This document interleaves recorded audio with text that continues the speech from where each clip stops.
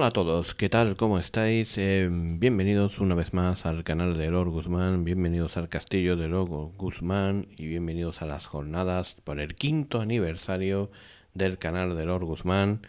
Bienvenidos a un nuevo vídeo, reseña. En este caso vamos a reseñar el segundo de los suplementos de Valhalla, el juego de rol en su primera edición. Recordad que la segunda edición está cociéndose a fuego lento en el horno, que está ya muy cerquita, que la vamos a tener aquí en breve y que cuando esté pues ya intentaré entrevistar a Ignacio Sánchez Aranda, traerlo al canal, hablar con él un poco sobre esa segunda edición, que nos cuente un poco los cambios, sobre todo significativos, que hay entre la segunda edición y la primera, pero en este caso vamos a hablar del segundo y creo que último de los suplementos de primera edición de Valhalla, en este caso Jakobsland, suplemento para hacer aventuras del mundo nórdico, del mundo vikingo, para jugar Valhalla en España.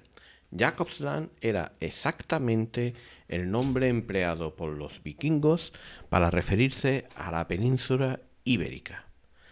Jakobsland, por tanto, era como ellos denominaban al Andaluz.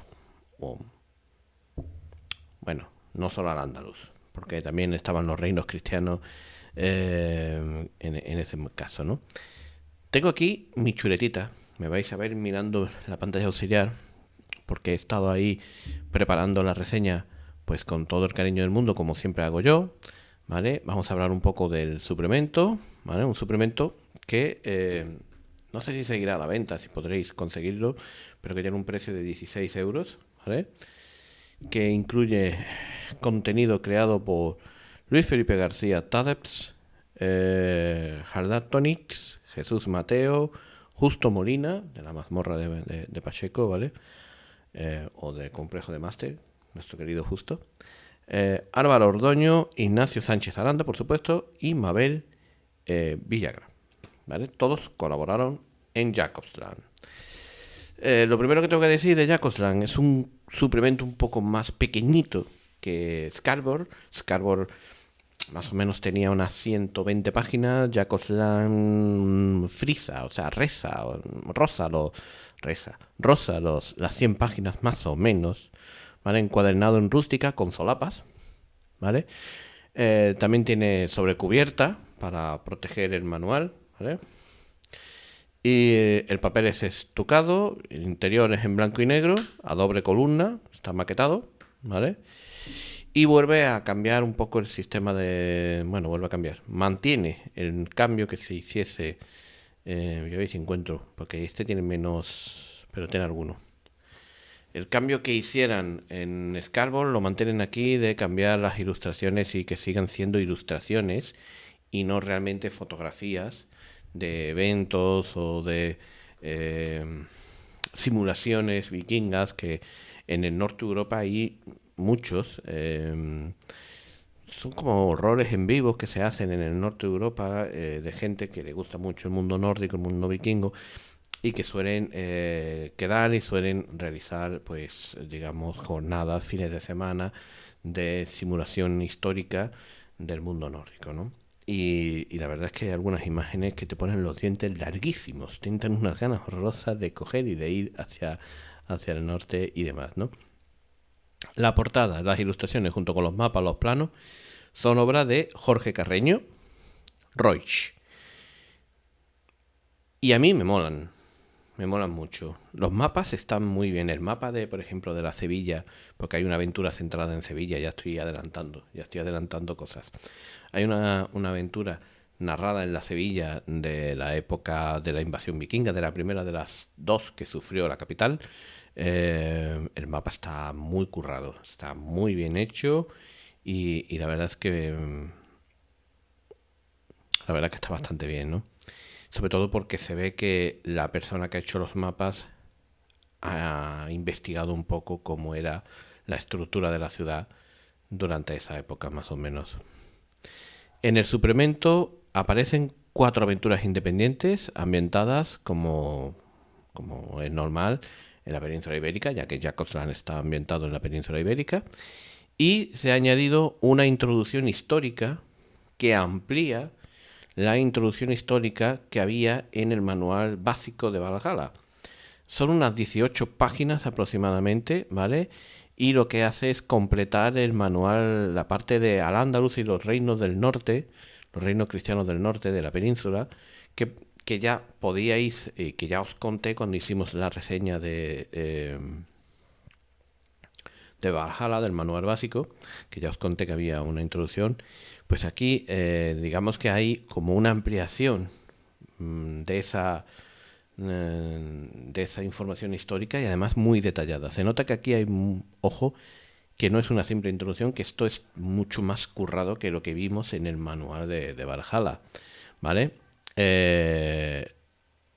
Está escrita por Ignacio Sánchez, autor del juego, pero han participado especialistas en la historia medievales, como pueden ser Álvaro Ordoño y Mabel Villagra, que son gente que son historiadores, ¿vale? No estamos hablando de dos amigos que han ayudado y apoyado un poco a Ignacio, no, que son historiadores. En ella aparecen referencias que no encontramos fácilmente en un libro de historia. Por ejemplo, cuando se habla de las lenguas que se hablaban en la península, se llega a incluir términos en árabe como fushá o árabe clásico o el amaya o el árabe dialectal. Términos que ni se mencionan, que yo recuerdo al menos, en la célebre Historia de la Lengua Española del ilustre don Rafael da Pesa, por poner un ejemplo. O sea, y aquí se hablan de estas lenguas, ¿no? O sea, por eso digo que se nota claramente que este manual se ha hecho con mucho cariño para reflejar fielmente lo que era la Al-Ándalus, lo que eran los reinos cristianos, lo que era España en la época de dominio vikingo de las aguas, ¿no? Otro ejemplo es el de la República Marítima de Pequina, ¿no? En las proximidades de Almería, entre el 891 y el 955. Yo, por ejemplo, eso no lo había escuchado en mi puñetera vida, ¿vale? ¿Vale? O hablar de los pueblos verdes, los autriogues, los caristios. Cosas que de verdad que no tenía ni idea yo, y a mí me encanta la historia, pero los libros de historia no siempre navegan en tanta profundidad, salvo que vayas a la carrera y estudies en la universidad los 3 o 5 años de la carrera de historia, ¿no? Por lo tanto, la información que aparece aquí no solo es referente a lo que toca a los vikingos, sino que es a lo que toca a la gente que vivía en la península ibérica durante los siglos del 9 al 11 y los distintos reinos, las distintas lenguas, las distintas culturas y los contextos históricos más importantes de esos dos siglos. Esto es información que aquí está para Valhalla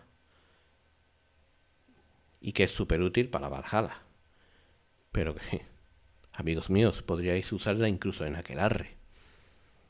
O sea que el manual es útil por partida doble. Incluso para crear vuestras propias aventuras usando un sistema distinto o no introduciendo vikingos, por ejemplo, pero aprovechando estas 18 páginas y explorándolas un poco en profundidad, ¿no? También podría realmente aprovecharse toda esta información porque es, ya digo, es muy útil, muy útil. Tenemos detalles que pueden ser interesantes para un neófito en la materia, como la composición del ejército musulmán, que según la época estaba compuesto por más o menos musulmanes.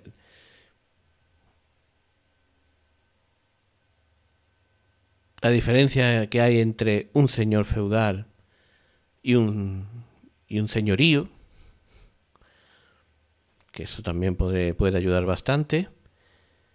Y el dato de que en España, a diferencia de en el resto de Europa, se dio más el señorío que los señores feudales. Datos y más datos que pueden ayudar muy mucho a vuestras aventuras. Pero después de todo eso, después de la información sobre Al-Ándalus y sobre los reinos cristianos del norte formados particularmente por el reino de Asturias, ¿vale? Los vascones, el germen, ¿vale? De lo que luego fue Castilla, ¿no? León y los condados catalanes y vascos, ¿no? Y vascones, ¿no? El reino de Navarra también, por esa zona, por esa época, ¿no? Como hemos podido observar, la rigurosidad histórica es una de las señas de identidad de Jacobsland. Aquí hay un mapa, por cierto, más o menos, cuando empieza a hablar de los reinos cristianos y de Al-Ándalus y demás, donde te representan como pues cómo estaba Al-Ándalus en el momento en el que los vikingos pues se introdujeron en nuestro país. No sé exactamente si está al principio. Es casi de las primeras cosas, me parece a mí. Esta es Al-Ándalus, ¿vale? Esta es Al-Ándalus. Y aquí están los reinos, los distintos reinos, ¿vale? Que estaba Asturias, ¿vale? Bueno, esto ya es más tarde, porque ya Asturias ya era León. Aquí, León, o sea, Asturias se fue hacia Galicia y hacia el sur, hacia Zamora y León y demás. Se convirtió en León, Asturias. Castilla se quedó ahí, poco ahí en medio. Luego estaba el reino de Navarra, ¿vale? El reino de Aragón y los condados catalanes, ¿vale? Pero esto ya debe de ser un poco más avanzado en el tiempo, ¿no? Los condados catalanes que en el Valhalla básico también te explican cómo fueron creados debido a los países francos, ¿no? A los reinos francos, Francia, fueron los que introdujeron allí gente para crear los condados catalanes, ¿no? En fin, datos históricos y más datos históricos. Después de todo esto y de la rigurosidad histórica que podemos encontrar en Jacobsland, que es bastante buena y que amplía lo que había en Valhalla, llegan las aventuras. Y las aventuras de este manual están muy rigurosamente detalladas dentro de nuestra historia, de la historia de los españoles con los vikingos, de las veces que los vikingos han llegado hasta aquí y de lo que ellos hicieron cuando entraron en la península ibérica, que entraron por varios sitios. Los vikingos aquí estuvieron sobre todo en Galicia, en Asturias. Bueno, hicieron bastante estragos al primigenio reino de León. También dentro de la península también atacaron Lisboa en varias ocasiones, atacaron Sevilla, Algeciras, toda la costa del sur de España. En fin, hicieron bastantes estragos, ¿no? La primera de las aventuras, Un nuevo hogar, de Jesús Mateo Laveaga, consta de 16 páginas. Esta está ambientada, entre otros lugares, en la costa de Asturias, sobre el año 827 de nuestra era. Después de Cristo, claro. A mí especialmente esta aventura, esta es de las que más me ha gustado junto con la de Sevilla, ¿eh? La de Galicia también tiene su chicha, pero bueno, es que a mí me han gustado las cuatro, pero esta está muy bien. La verdad, la de Asturias está muy bien, especialmente porque creo que puede ser una aventura realmente divertida de jugar, de las que la juegas y luego se te queda ahí un regustillo, ¿no? Que la vas recordando, ¿no? Con el paso de los años. No quiero tampoco revelar muchas cosas sobre la trama de las aventuras porque, hombre, sería interesante que las jugarais vosotros, ¿no? En primer lugar, porque si estáis viendo este vídeo y queréis acceder al Jacobsland y queréis narrarlo a vuestros jugadores, pues tampoco quiero que os comáis un spoiler vosotros, ni si hay algún jugador vuestro que esté aquí y que pueda ser uno de los jugadores que juegue esa aventura, pues tampoco es plan que se coma un spoiler, ¿no? A mí también me daría mucho coraje, con lo cual tampoco quiero adelantar mucho sobre esto, ¿no? Sobre la trama, ¿no? Pero ya digo que si el director de juego interpreta adecuadamente a los personajes no jugadores y es un director de juego que sabe buscar los lados dramáticos de las aventuras, les vais a coger mucho asco a muchos penejotas que salen en esta aventura, en particular a uno. Perdón por el ruido. En particular a uno. El antagonista es un villano de categoría, o sea, no estamos hablando de... Estamos hablando de que es un villano poderoso, es un villano temible y despreciable. La aventura está preparada de tal forma que al final vais a tener la oportunidad, los jugadores van a tener la oportunidad de enfrentarse a ese villano. Con lo cual es importante que el narrador les vaya dando a los jugadores siempre un quiero y no puedo. Es decir, sí, lo tenéis cerca pero no podéis tocarlo. Lo tenéis cerca pero no... Que vayas calentando y que vayas haciendo que los jugadores le vayan cogiendo cada vez más tirria hasta que lleguen al final, ¿vale? Eh, es una gran, es una gran aventura y además detalla lugares que hoy día, si quisierais, podríais visitar, como es la región de Asturias. Yo estuve el año pasado por esa zona, además. Precisamente donde se narra esta aventura, pues muy cerca estuve yo el año pasado.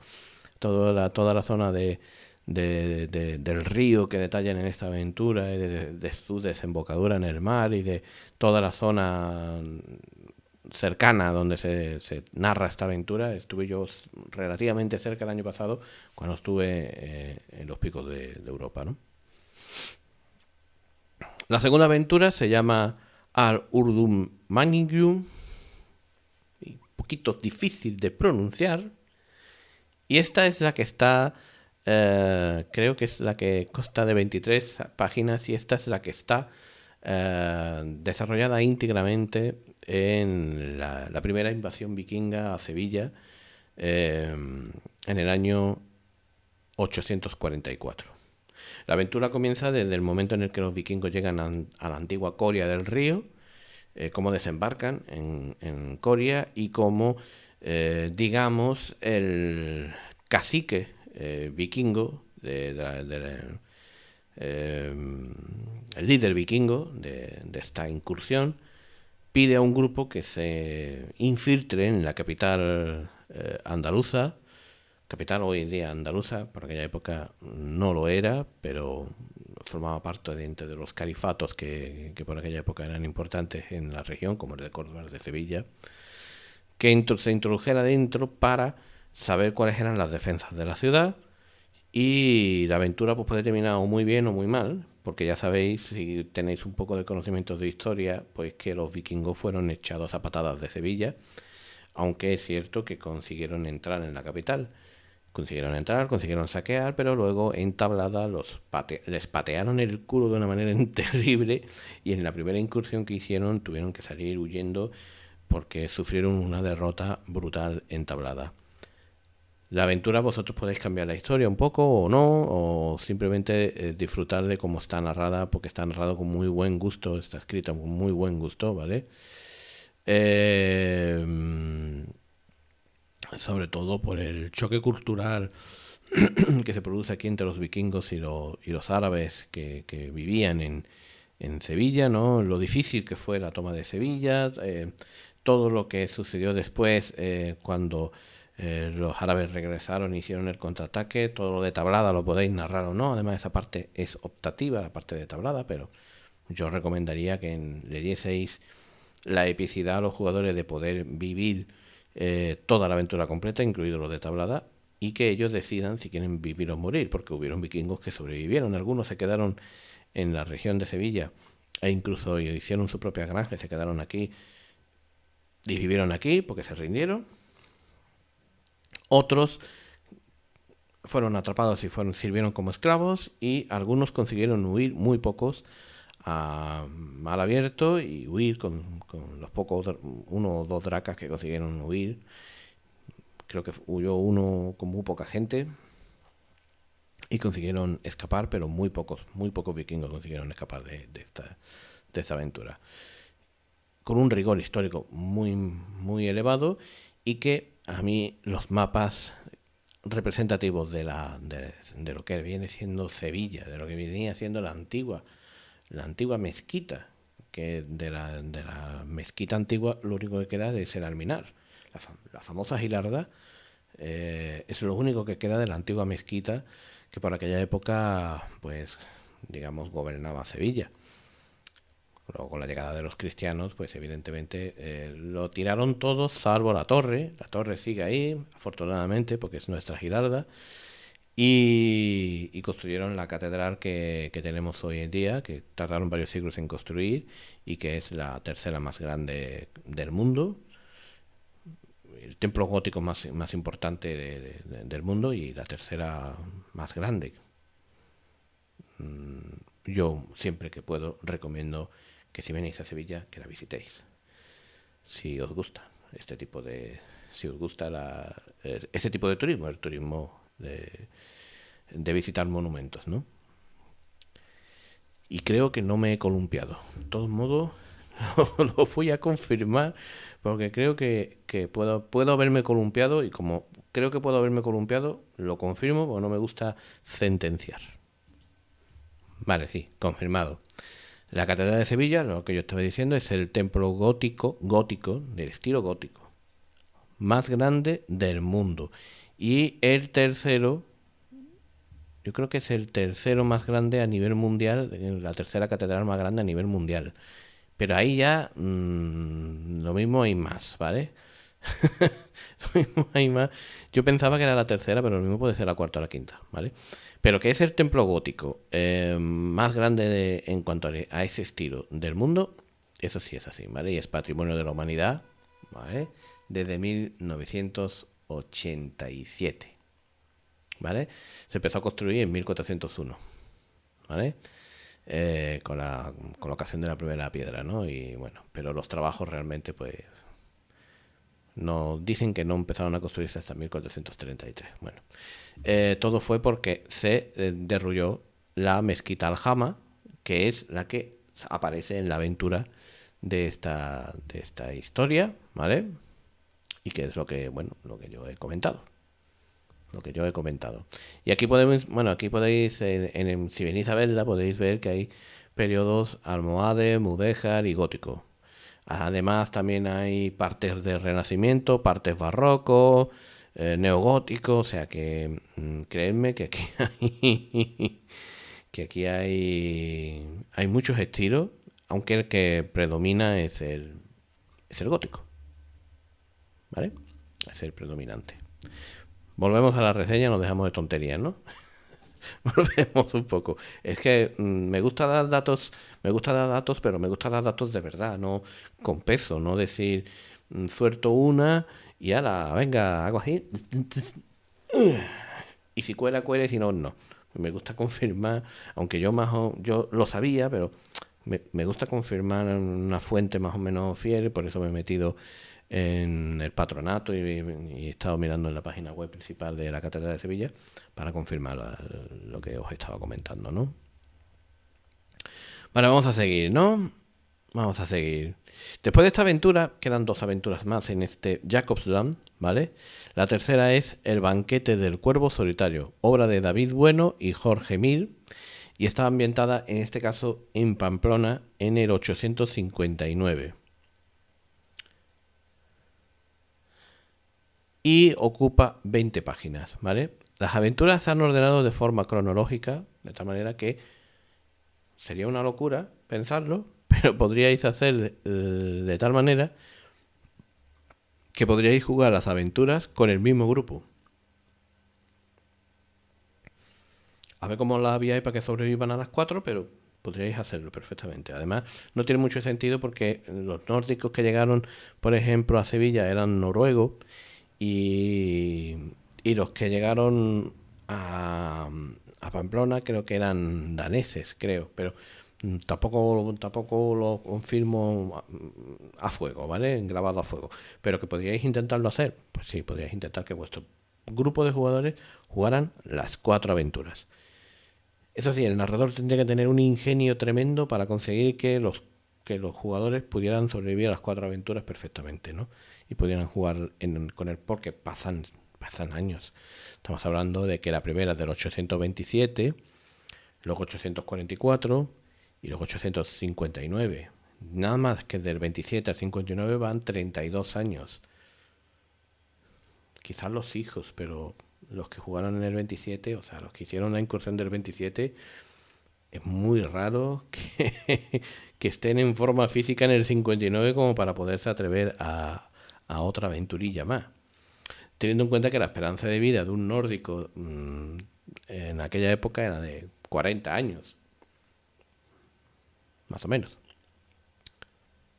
Pero oye, ustedes mismos pueden ser familiares, ¿vale? Bueno, a lo que voy. Como he dicho, está por orden cronológico para que podáis jugarlo en orden cronológico histórico, ¿vale? Y esta ocupa 20 páginas, ¿vale? La trama tampoco voy a bucear demasiado en ella, pero digamos que mientras un grupo de personajes remonta el río Ebro, se separa un grupo de la expedición principal en busca de una presa fácil.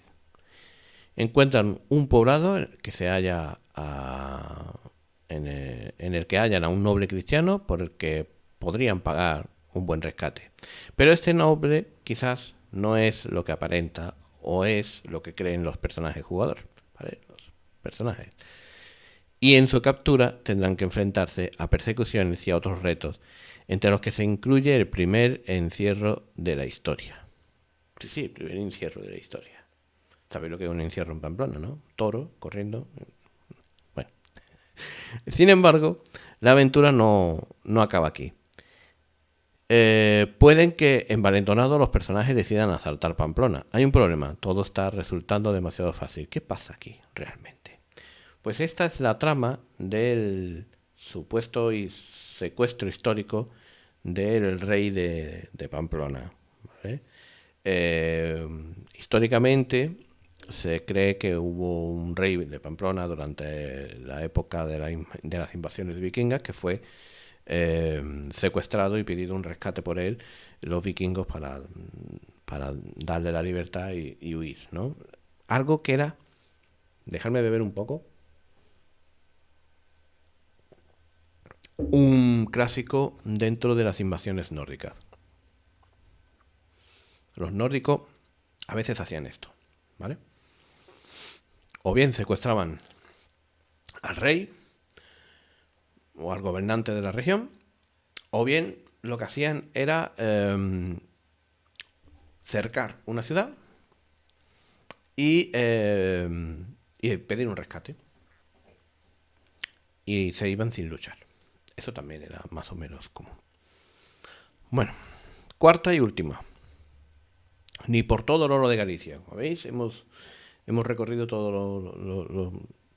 gran parte de los lugares donde se sabe a ciencia cierta que hubo incursiones vikingas en la época, ¿vale? Esta está creada por el gran Justo Molina, de la Mazmorra de Pacheco, único rolero que se ha escapado a mis arpas para conseguir entrevistarlo en audiencia en este canal.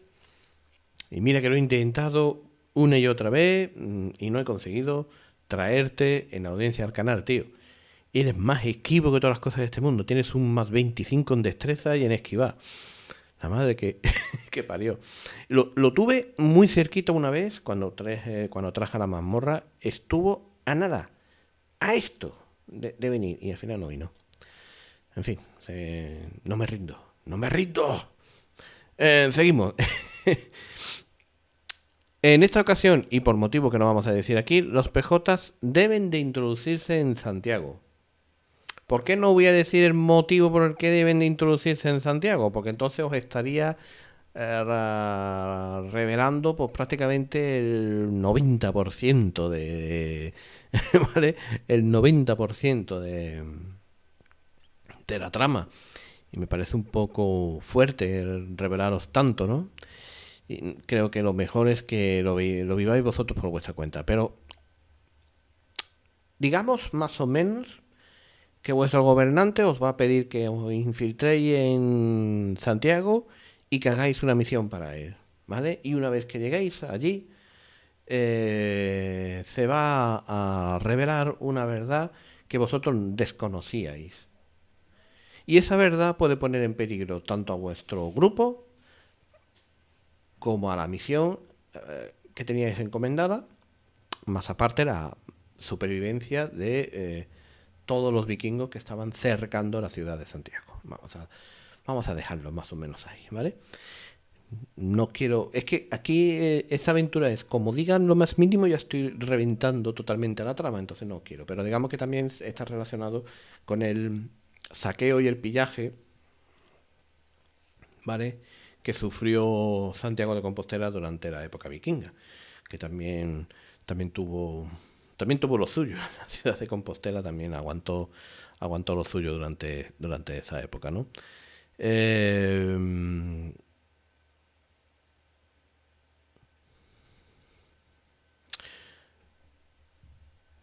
Resumen, como os estoy comentando, en resumen, el manual trae una descripción histórica detallada de cómo eran los reinos andalusíes y los reinos cristianos en la época de las incursiones vikingas del siglo IX al XI, con una introducción histórica que merece muchísimo la pena, porque no solamente la podríais usar para jugar Valhalla, que es para lo que se ha sido creado, sino que también la podríais utilizar en cualquier juego ambientado en la época, o incluso crear vuestras propias aventuras con un sistema distinto o con un juego distinto de la época, ¿vale? Además incluye 4 aventuras autoconclusivas que se pueden jugar en 1, 2, 3 sesiones dependiendo eh, de cómo guste el roleo a vuestros jugadores, y de cómo se entretengan en el roleo a vuestros jugadores, y un narrador más o menos avesado puede sacar un mínimo de 2, 3 sesiones por aventura, mini campañitas, ¿vale? Y que está estructurado de tal manera que se pueden narrar eh, en orden correlativo en años, y son aventuras muy atractivas, realizadas con muy buen gusto, con mucho detalle y por gente que se ve que se ha documentado, que es lo más importante, que se ha documentado mucho a la hora eh, de crear la propia aventura y de diseñar el escenario de cada una de las aventuras. Por lo tanto, si me preguntáis si merece la pena el manual, por 16 eurillos merece mucho la pena. Merece mucho la pena. 100 páginas y, y redactado con muy buen gusto. Entonces yo no tengo ninguna pega con respecto a eso. Se van a jugar. Posiblemente las voy a jugar las 4. Aún no sé si las jugaré online y a mi club, como voy a hacer por ejemplo con el Ojo de Odín. El Ojo de Odín la voy a narrar posiblemente a mi club y posiblemente online y posiblemente, no lo sé, lo mismo las veis en los dos formatos. Y digo lo mismo porque estamos replanteando el volver a grabar partidas del Club Escuadrón. Y si se graban partidas del Club Escuadrón, pues seguramente la veréis por partida doble, tal y como la hemos jugado en mesa y tal como se juega o como la hemos jugado online, ¿vale? Yo por mi parte dejo esta reseña aquí. Y esto es el cierre de las reseñas ya de Valhalla. Esta es la última, ya no quedan más. Hemos terminado. Y así a modo de resumen, todo el contenido que he reseñado de Valhalla a mí me ha gustado mucho, en líneas generales. Si tuviese que darle una puntuación a todo lo que he reseñado de Valhalla, desde el manual básico, la pantalla del narrador que me gustó mucho, Scarborough que me pareció un suplemento muy completo, y por supuesto este Jacobsland, tengo que decir que bajo mi punto de vista es de notable alto el trabajo realizado en Valhalla, de notable alto. Y lo mejor que hicieron más adelante con Valhalla fue reconvertirlo a diferentes sistemas genéricos, por si algunos jugadores, narradores, se sentían más cómodos narrando Valhalla en otros sistemas que no tuviesen nada que ver con el Totum Revolution. Esto le añade un plus de interés a este juego, cuya ambientación es intacta, está intacta, pero que gracias a que fue, digamos, reconvertido a Fate, a Ethos y a Savage World, pues se puede cambiar. Si el Totem Revolution te resulta pesado o no te apetece usarlo para poder narrar las aventuras de Valhalla. Eso le da un plus de calidad. ¿Por qué digo esto? Porque hay veces que hay algunos grandes juegos de rol que se pierden en el tiempo porque su sistema no llega a todo el mundo. Y ellos supieron adaptarse y supieron decir, si nuestro sistema no le termina de gustar a todo el mundo, aquí tenéis Valhalla en Ethos, Valhalla en Fate, Valhalla en Savage World. Y además, en PDF estaban totalmente gratis. Yo por lo menos los he ido obteniendo totalmente gratis porque fueron liberados así. Pero yo creo que incluso si se hubiese puesto en paga lo que quiera, se hubiese vendido seguro. Seguro. Seguro. Así que en líneas generales, el trabajo hecho por los creadores de Valhalla para este juego de rol es de notable alto, bajo mi punto de vista. Cada cual pues tendrá el suyo. Yo lo dejo aquí. Volveremos dentro de poco con más cosas en estas 72 horas de rol online. Lo próximo supongo que será una partida de rol, supongo, no lo sé, porque yo voy grabando conforme voy teniendo tiempo y voy teniendo lugar y de poderme sentar aquí, de poder preparar el guión, de poderos preparar todo el contenido. Ya habéis tenido algunas partidas, vais a tener muchas más, así que tranquilidad. Y vais a tener también posiblemente un sorteo el domingo. Las bases del mismo seguramente en el momento en el que estéis viendo esto ya las habré lanzado. Seguramente las habré lanzado ya. Y en el momento en el que voy a intentar por lo menos que tengáis una semana para ir viendo. Porque las bases van a ir... las bases van a ser especiales. Hombre, porque a mí me gustaría que vierais algún vídeo, algún contenido durante el fin de semana. Entonces haré 3 preguntas random en las bases o una pregunta random en las bases de algo, ¿vale? Que tendréis que responderme, todavía no he pensado en qué. Y si lo acertáis, podréis acceder al sorteo. No os voy a putear, tranquilo, no os voy a putear.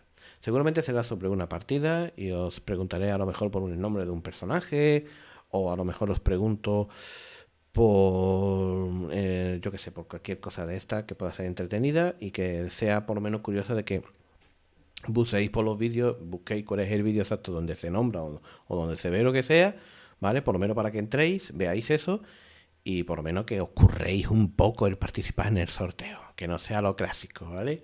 Pero ya se me ocurrirá qué hago. No os preocupéis, no os alarméis, que tampoco voy a ser un hijo puta, ¿vale? Voy a intentar que sea una cosa sencillita, ¿vale? A lo mejor os pregunto por un par de por un par de nombres de personajes o por cosas así, ¿vale? Y al final, pues los que os hayáis apuntado, ¿vale? Que os podéis apuntar durante todo el viernes y todo el sábado.